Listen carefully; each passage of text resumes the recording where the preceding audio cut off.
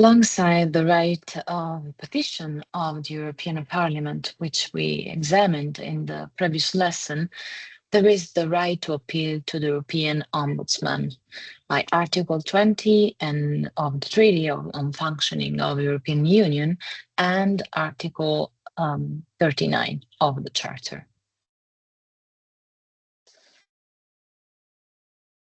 In the plenary session, and consequently through a political decision, the Parliament elects the European Ombudsman by Article 228 of the Treaty on Functioning, who is an independent and authoritative person to whom any citizen mismanagement in the activities of the institutions, bodies, offices, and agencies of the Union, except for the Court of Justice.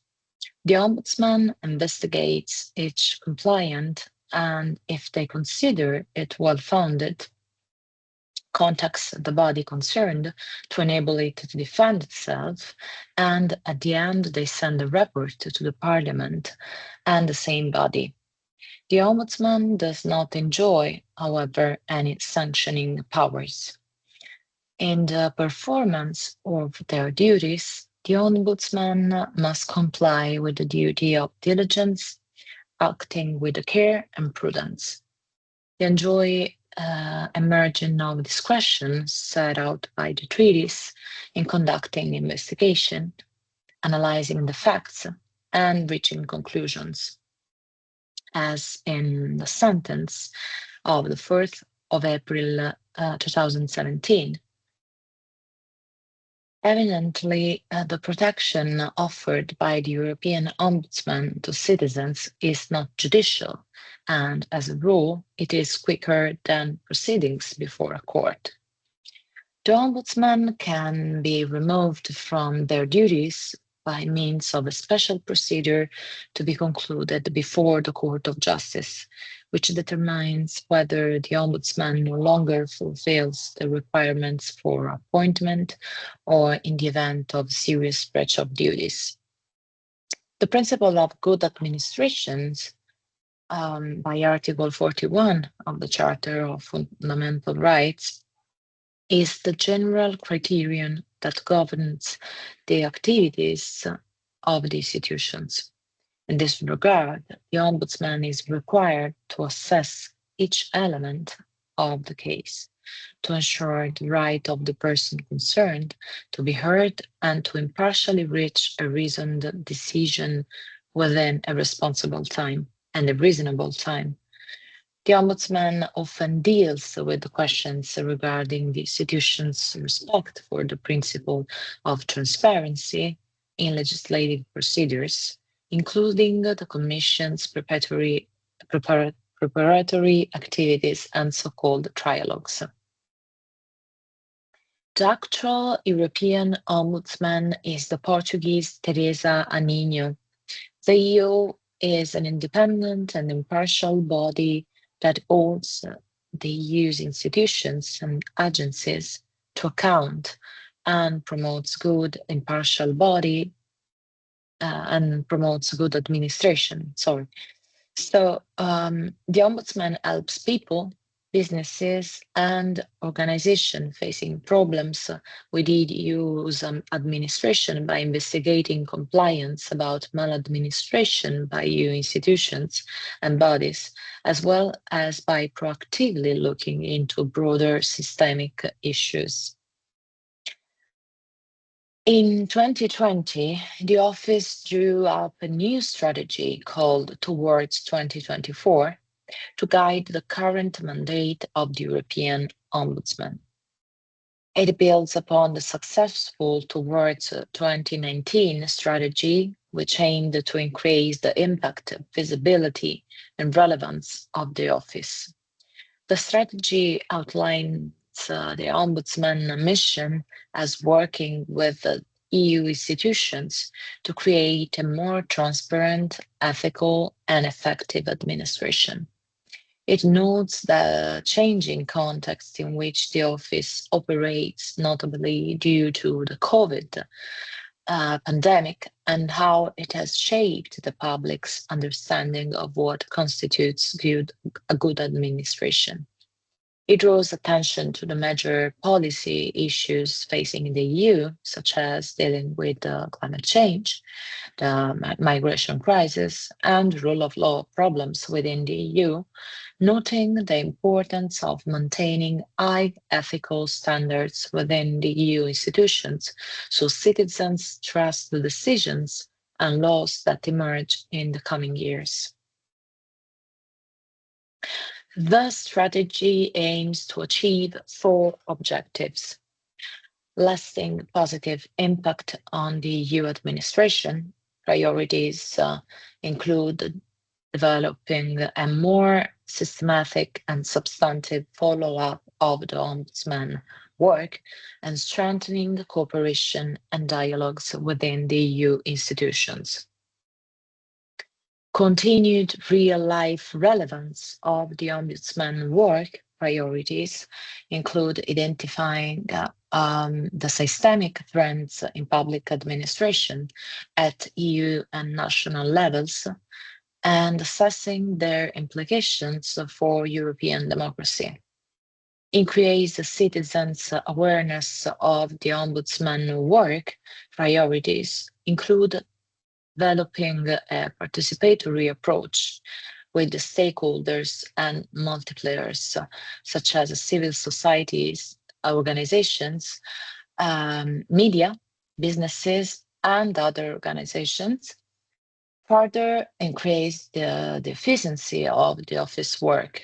Priorities include structuring the office, work processes, and outreach in a flexible and adaptive way.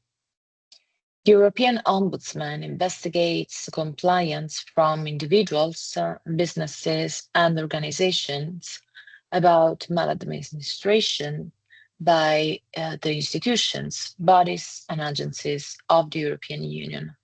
A complaint must be made within 2 years of the date when the person affected became aware of the facts.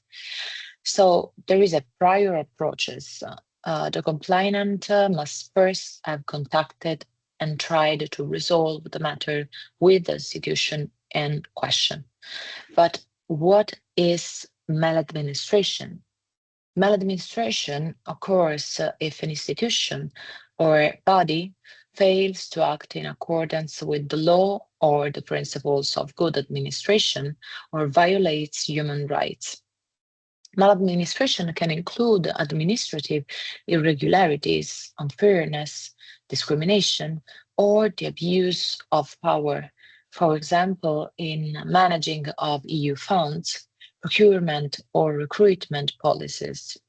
It also includes the failure to reply or the refusal or unnecessary delay in granting access to information in the public interest. What the European Ombudsman cannot do, if there is something that it cannot do. The European Ombudsman cannot investigate compliance against national, regional, or local administrations in the member states, even when the compliance are about EU matters. And also, they cannot investigate matters that are subject to legal proceedings. And can the Ombudsman help me? I ask, I wonder as a European citizen, and if not, who else could?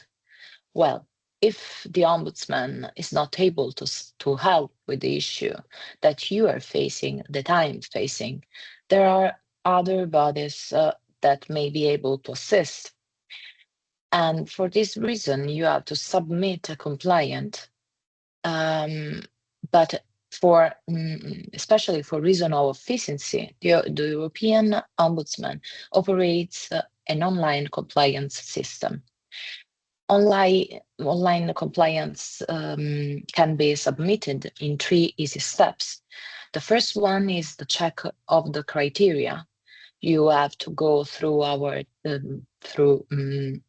the Ombudsman checklist for making a compliant and make sure that the European Ombudsman can investigate your compliant or my compliant.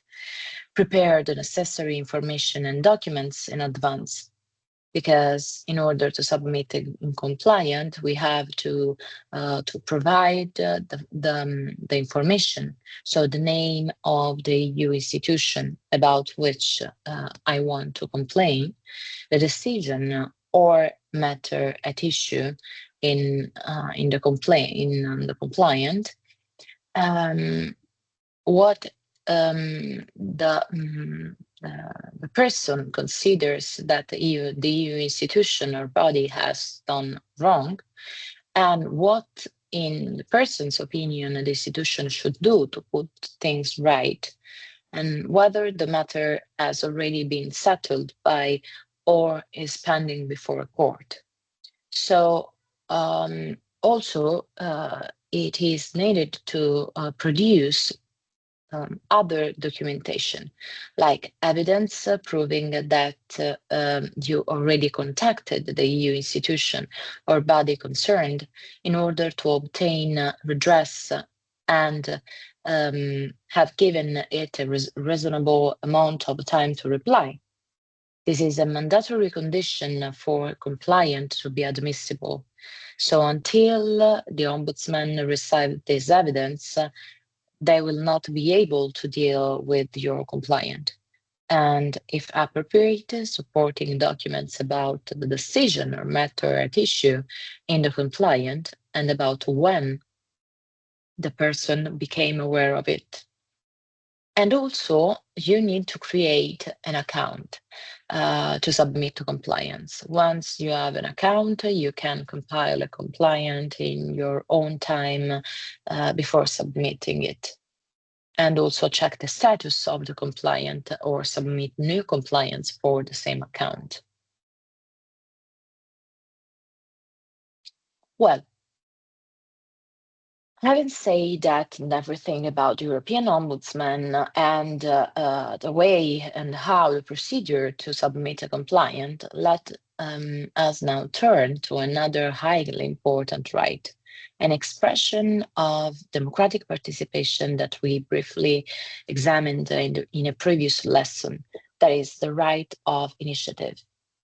The legal basis are Article 11, paragraph 4 of the Treaty on European Union, Article 24, paragraph 1 of the Treaty on the Functioning of European Union, Regulation number 211 of the 2011, and number 788 of 2019, and Articles 222 and 230 of the Rules of Procedure of the European Parliament.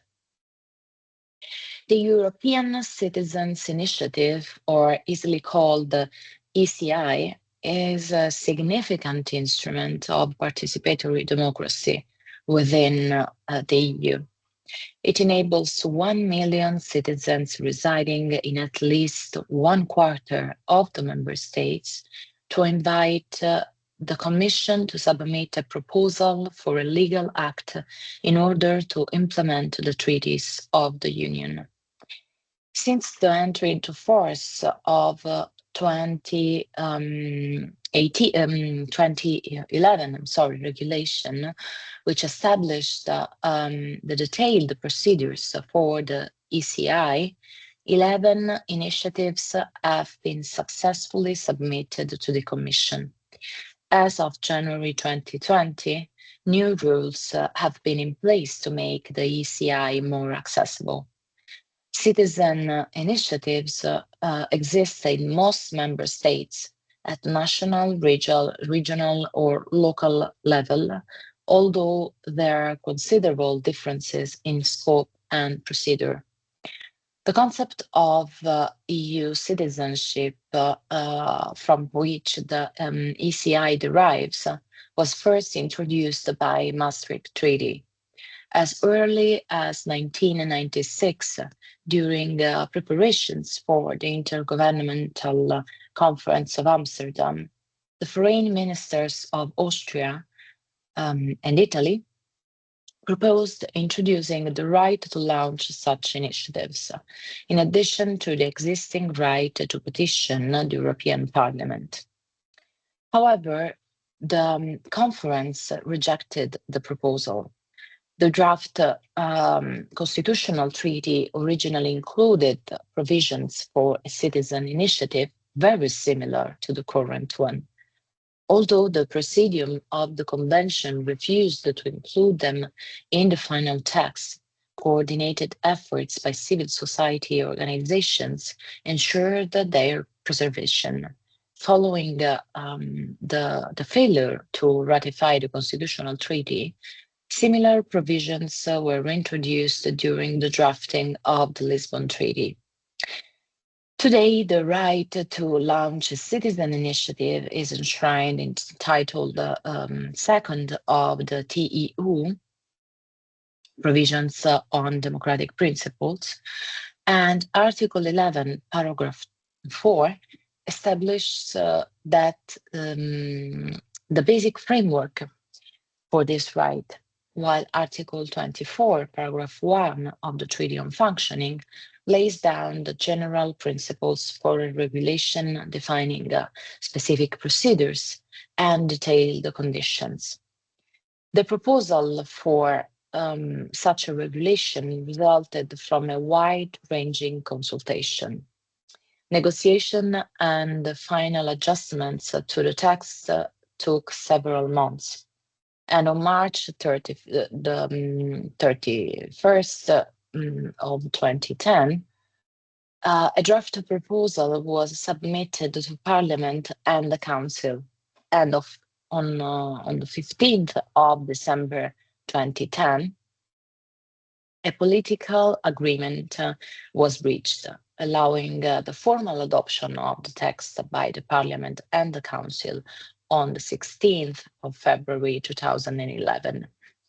The agreed text entered into force on the 1st of April of 2011 and as regulation number 211 of the 2011.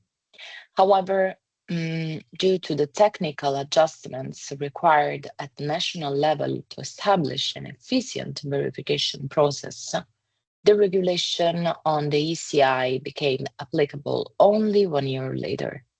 So by the 1st of April of 2015, and subsequently every 3 years on the same date, the Commission is required to submit a report on the application of this regulation with a view to possible revision. The Commission adopted such reports on the 31st of March 2015 and on 28th of March 2018. And these communications outlined the current situation and provided an assessment of the implementation of the ECI, listing the challenges identified in the first 6 years of this new legislative and institutional framework. And they also highlighted a number of shortcomings, taking into account certain proposals put forward by Parliament in its own reports and several in-depth studies conducted at its request. Since the entry into force of the regulation of the ECI, serious concerns have been raised regarding the functioning of the instrument. Parliament has repeatedly called for reform of this regulation in order to simplify and streamline procedures. On the 13th of September of 2017, the Commission finally presented a legislative proposal to revise the ECI. And following interinstitutional negotiations held between September and December 2018, Parliament and the Council reached a political agreement on the 12th of December 2018. And the agreed text was approved by Parliament on the 12th of March 2019 and by the Council on the 9th of April. Final act was signed on the 17th of April and published in the official journal of the European Union on 17th of May. The new regulation on the ECI, there is the Regulation 788 of the 2019, repeals Regulation 211 and has applied since the 1st of January 2020. It is important to clearly distinguish the right to launch an ECI from the right of petition, as the two procedures differ in many substantial aspects. Petitions may be submitted by EU citizens or by natural or legal person residing in the Union and must relate to issue that fall within the Union's field of activity and directly concern the petitioner, as we saw in the other lesson.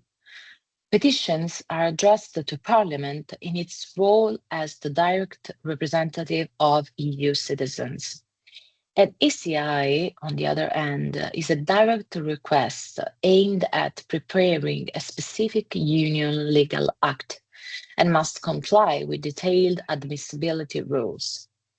Ultimately, it is addressed to the Commission, which is the only institution vested with the power to submit legislative proposals. So, in this sense, the nature of the ECI is similar to the right of initiative granted to the Parliament by Article 225 of the Treaty on Functioning and to Council by Article 241 of the Treaty on Functioning. Given the scope of such an initiative, a basic organizational structure is required. The first step in launching an ECI is therefore the establishment of an organizing committee known as the Citizens Committee. It must be composed of at least 7 persons residing in at least 7 different member states, not necessarily of different nationalities, each of whom must be voting age for European elections. The committee must designate a representative and a substitute who acts as contact persons for the ECI concerned. Contrary to proposals from the Commission and Parliament, the new regulation on the ECI does not lower the minimum age for supporting an ECI to 16 years. However, member states are allowed to set the minimum age at 16 if they so decide, as we saw in the previous lessons. Before being able to start collecting citizens' statements of support, the committee must register the initiative with the European Commission. To this end, a document must be submitted stating the title, the subject matter, and a brief description of the initiative defining the proposed legal basis for the legislative act and providing information on the members of the committee and on all sources of support and funding for the proposed initiative. Organizers may also attach more detailed information and additional material, such as a draft of the proposed legislative act. The Commission have 2 months to decide on the registration of the proposed initiative. Registration will be refused if the procedural requirements are not met, if the initiative falls outside the Commission's powers to submit legislative proposals for the purpose of implementing the treaties, or if the initiative is manifestly frivolous, abusive, vexatious, or contrary to the values of EU as laid down in Article 2 of the treaty. The Commission's decision may be challenged through judicial or extrajudicial proceedings. Registered initiatives are published on the Commission's online portal, and to make the ECI more accessible, And to ensure that as many initiatives as possible can be registered, the new regulation also introduces the possibility of partial registration. Once the initiative has been registered, the organizers may begin collecting statements of support. This process must be completed within 12 months of registration, and statements of support may be collected either on paper or electronically. If collected online, the electronic collection system must first be certified by the competent national authorities.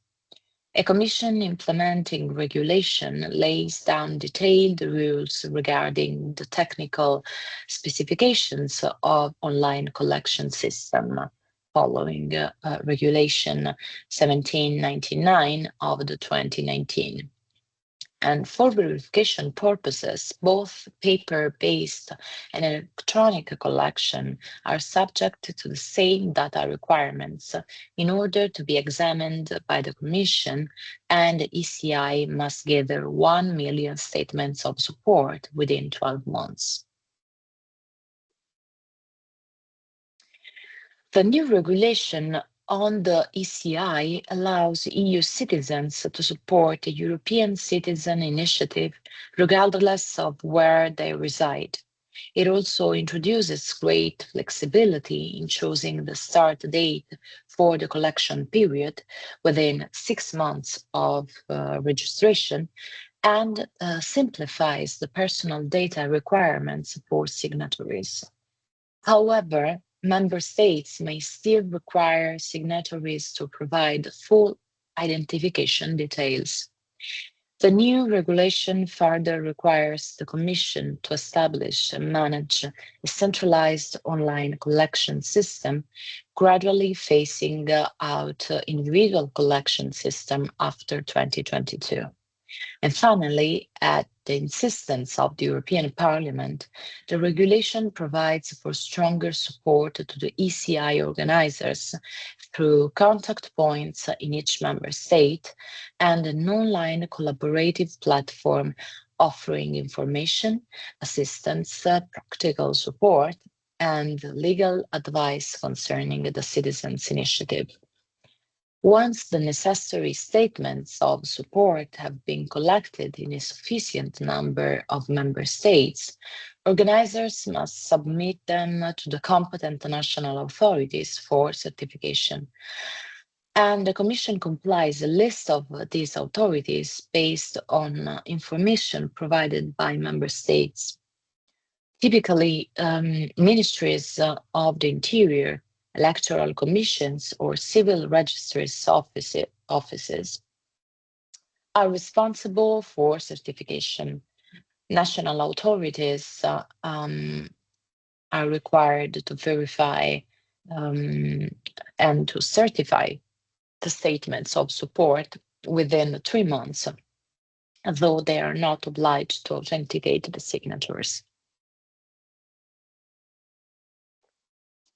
At this stage, organizers must present the relevant certificates issued by the national authorities regarding the number of statements of support.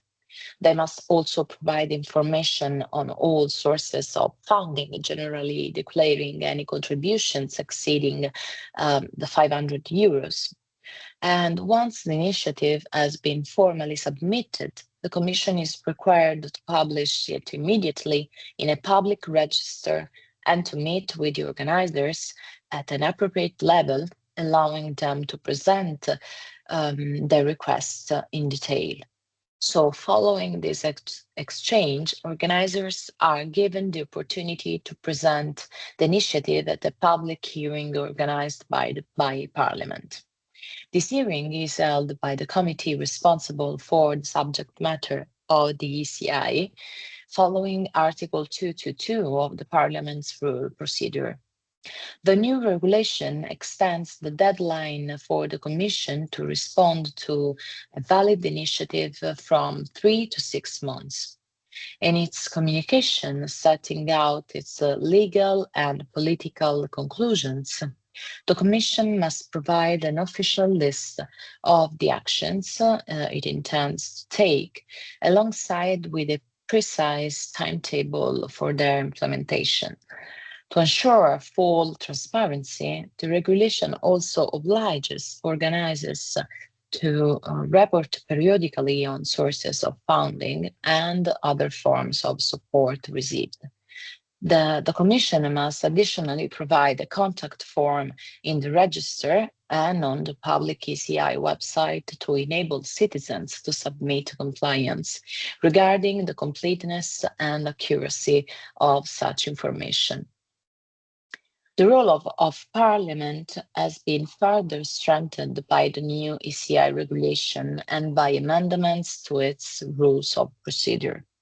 To reinforce the political impact of successful initiatives following the public hearing, Parliament may hold a plenary debate and adopt a resolution assessing the political support for the initiative. Parliament also examines the actions taken by the Commission in response to the initiative, which are also outlined in the Commission-specific communications. To date, 11 initiatives have reached the required number of signatures and have been submitted to the Commission.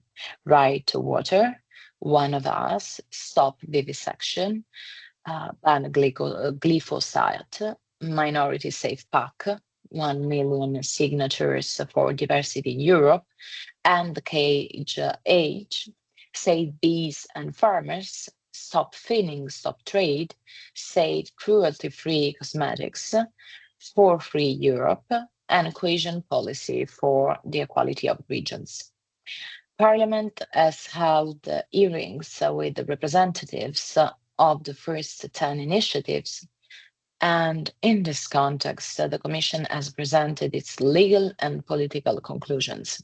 So since the launch of the ECI, the Commission has registered a total of 119 initiatives.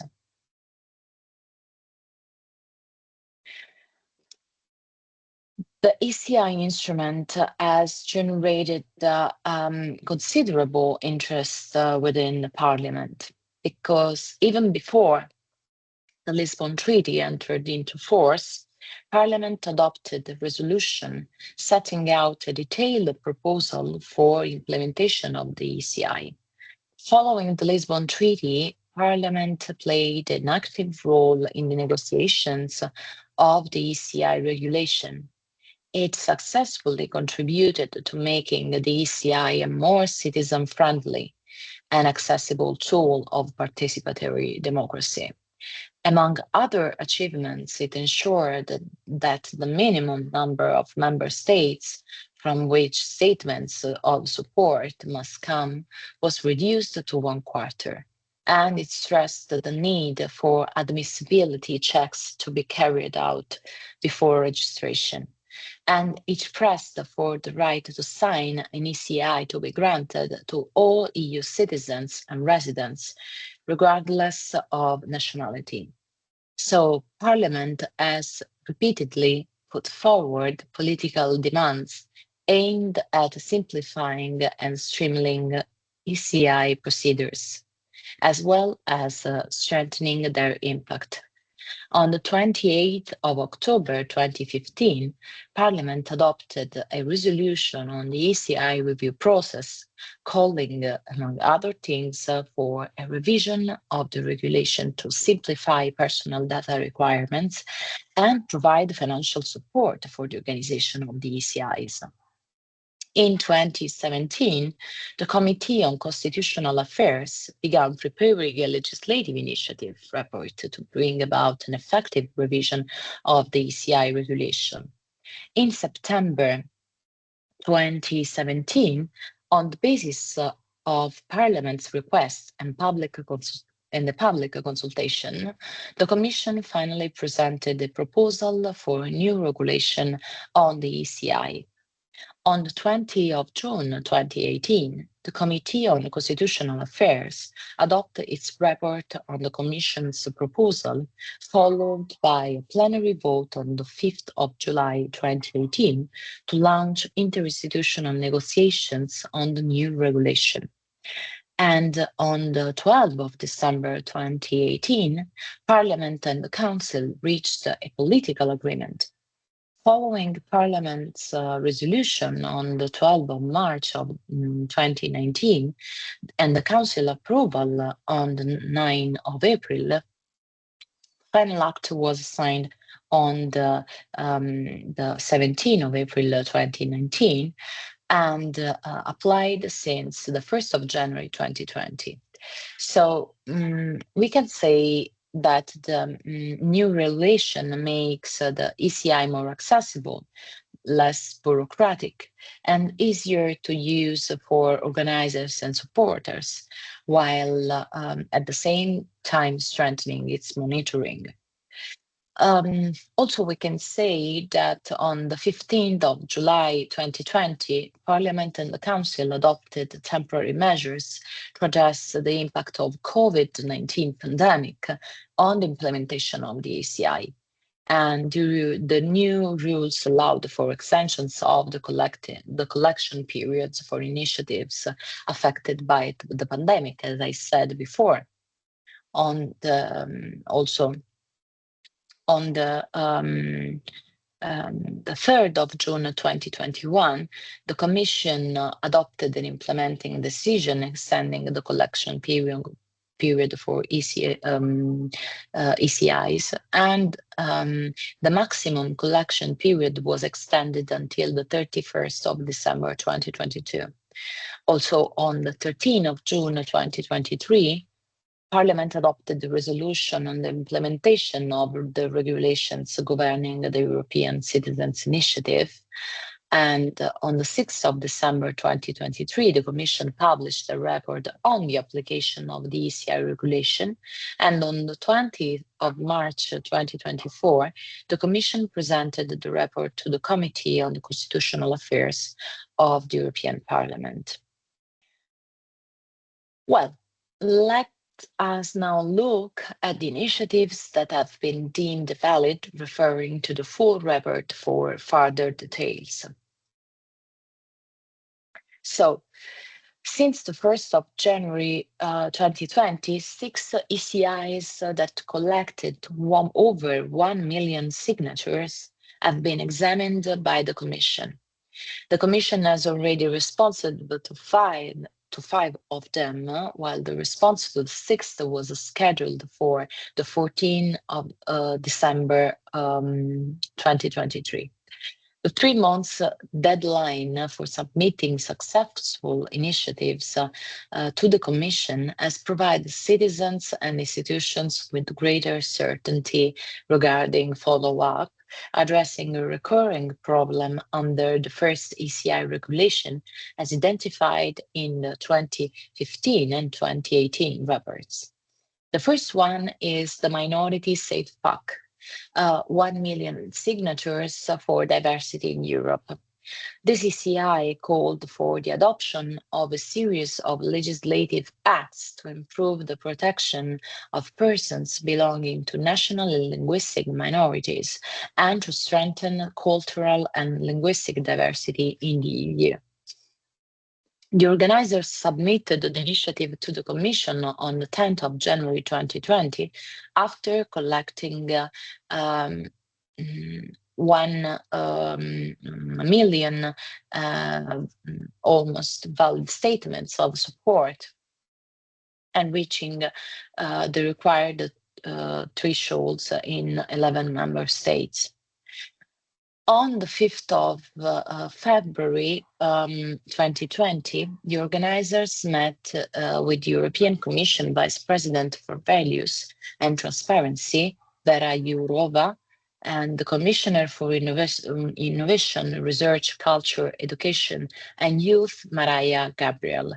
On the 15th of October 2020, the organizers presented the initiative and their proposals at a public hearing in the European Parliament. And the initiative was debated in Parliament's plenary session on the December of 2020. And on 3 days after this consultation, this plenary session, the European Parliament expressed its support for the initiative in a resolution. And the Commission adopted it in its response on the 14th of January 2021, and it assessed each of the 9 proposals on their merits, taking into account the principles of subsidiarity and proportionality. Although no new legislative acts were proposed, the Commission underlined that the full implementation of existing legislation and policies should provide a powerful set of measures to achieve the initiative's objectives. The Commission so continues to monitor the implementation of relevant legislation and pursues policy action in these areas. And in April 2022, the organizers filed an annulment action against the Commission's communication, that is the previous communication and number 171 of the 2021, which I referred to, before the General Court. And in its judgment of the 9th of November 2022, the court dismissed the action, ruling that the Commission had complied with its obligation to state reasons in concluding that, at the time of adoption, no additional legislative action was necessary to achieve the initiative's objectives in light of the measures already taken by the EU institutions and ongoing monitoring. So on the 21st of January 2023, the organizers appealed the judgment before the Court of Justice, and it's still pending. The second initiative was the End the Cage Age. This ECI called for a transition to more ethical and sustainable farming systems, including a revision of the existing EU rules on animal welfare. The organizers submitted the initiative to the Commission on the 2nd of October 2020 after collecting 1 million, almost 1,300,000 valid statements of support and reaching the required thresholds in 18 member states. On the 30th of October 2020, the organizers met with the Commission Vice President for Values and Transparency, Vera Jourova, and Commissioner for Health and Food Safety, Stella Kyriakides. A public hearing was held in the European Parliament on April 2021, and the initiative was debated in June 2021, and on the same day, it was the 10th of June, the European Parliament expressed its support for the initiative in a resolution.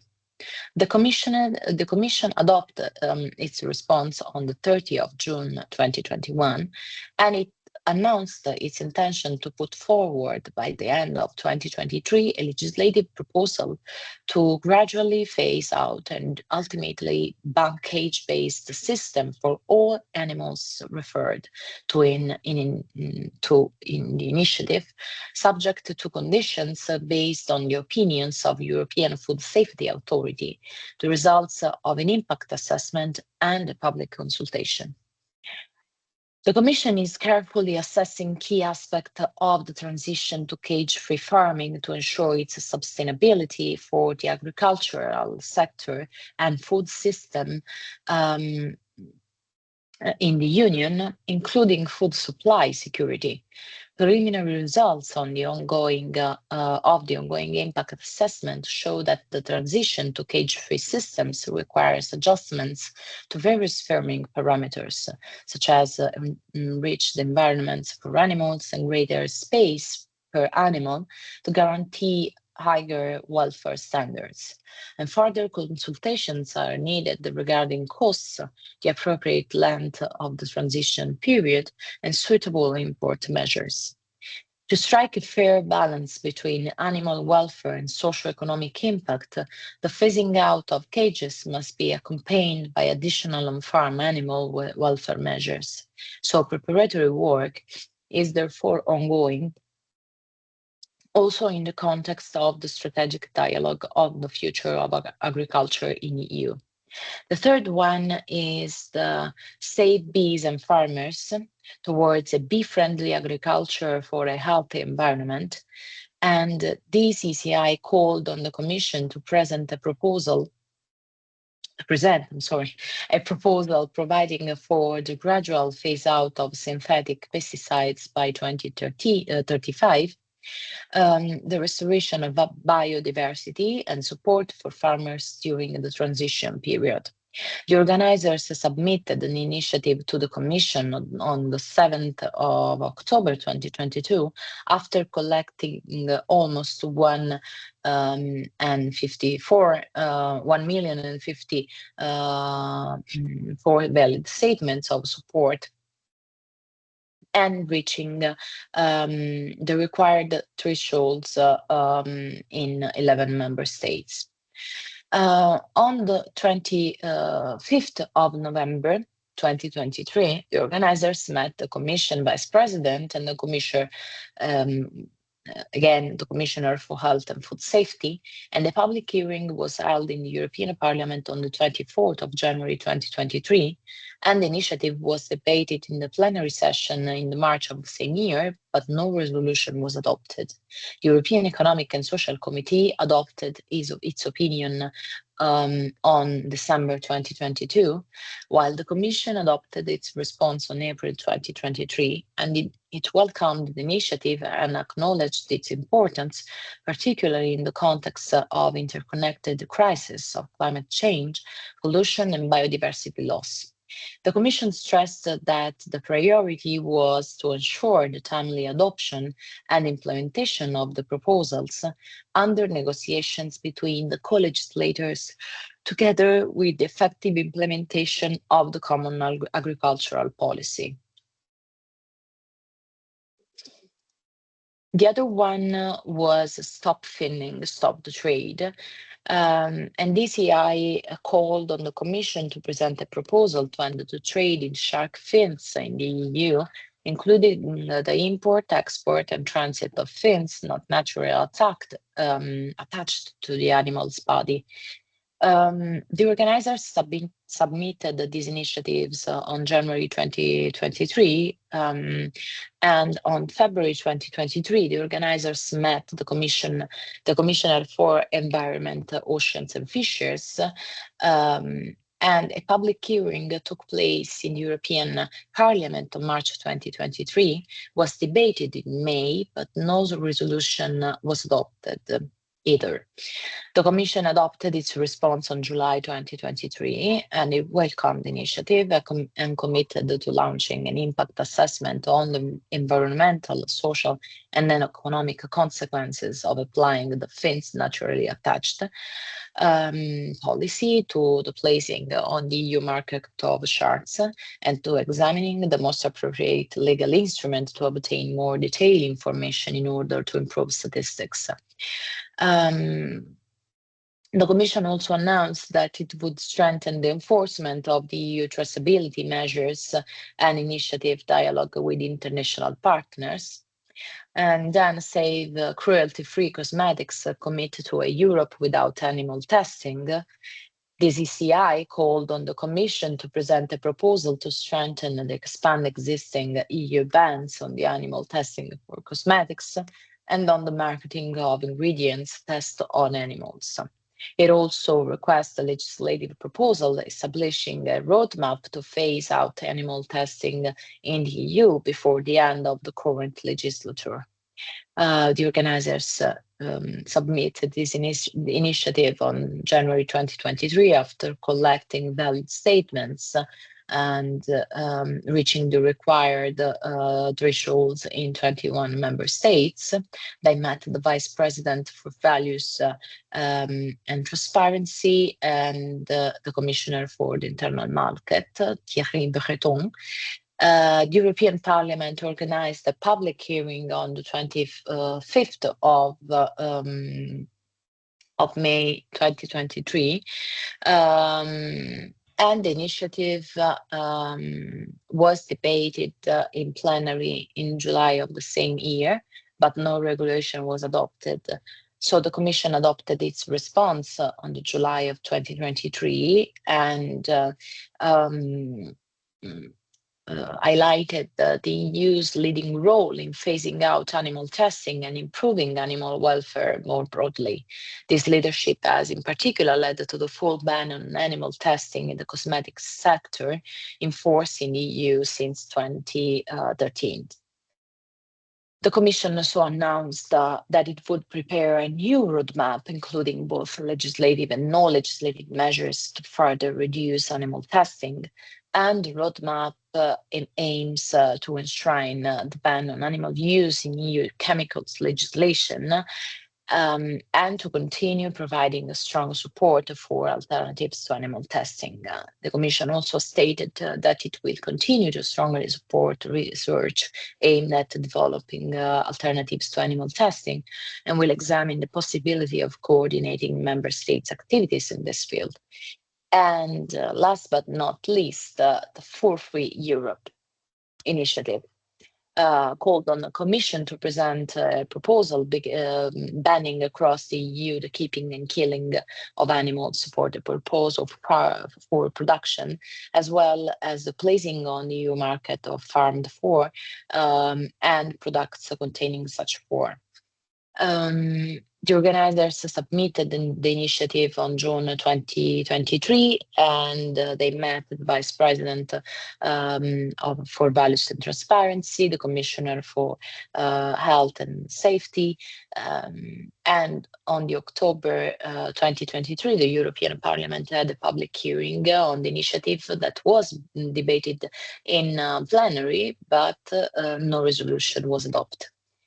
So, I hope you found this insight interesting, and I look forward to seeing you in our next lesson, where we will discuss a highly important topic that is the right of access to documents of the institution. So thank you very much and see you soon.